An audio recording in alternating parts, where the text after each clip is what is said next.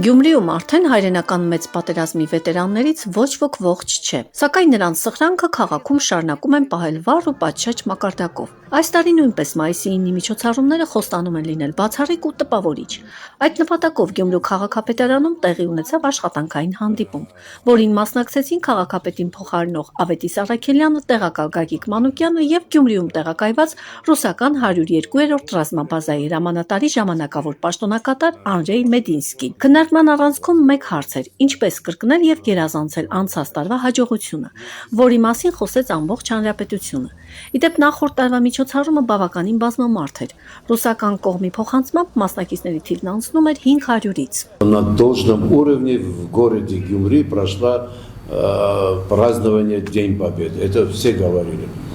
Я думаю, так будет и сейчас. Постараемся, постараемся, потому что так пожелал также наш мэр. Он обязательно сказал, чтобы на должном уровне все сделать. Տոնական օրվա մեկնարկը անցած տարվա նման կտրվի Շիրակացի փողոցից, որտեղից անմահ հարյուրավոր քաղաքացիների մասնակցությամբ կշարժվի դեպի Մայր Հայաստան հուշահամալիր։ Պաշտոնական պատվիրակությունը կայցելի Գյումրու թիվ 2 գերեզմանատուն, ծաղիկներ խոնարհելու հայրենական մեծ պատերազմում զոհված զինվորների եղբայրական գերեզմանին։ После этого выдвигаемся на Мать Армению.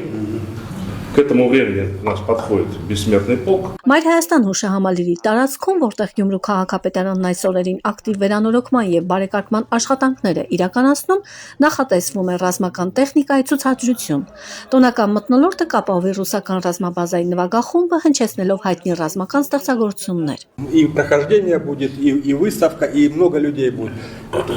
Да, часа на 3. Наши добрососедские отношения продолжаются. Все праздничные дни мы совместно будем отмечать вместе. Միջոցառումը ներառելու է տարբեր բաղադրիչներ, համերգային ծրագիր, ռազմադաշտային խոհանոց, ավանդական շիլայով։ Я вообще предлагаю, если прохождение здесь будет, мы можем с базы прям и вынести показательное выступление рукопашного боя там провести. Да. Это в конце можно, да. Мы после прохождения там же и сделаем. Я прям это видел. Единственное, что нам надо будет здесь тогда хотя бы 2-3 репетиции.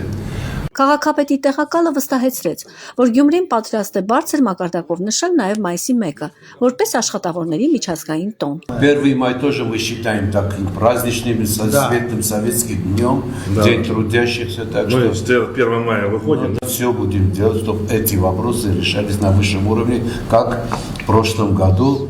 Ինչպես նախինում նշել էր քաղաքապետ Վարդան Ղուկասյանը եւ ինչպես վերահաստատեցին հանդիպման մասնակիցները, Գյումրին պահպանում է իր ավանդույթները, հարգանքի տուրք մատուցելով նրանց, ովքեր կերտել են մեծ հաղթանակը։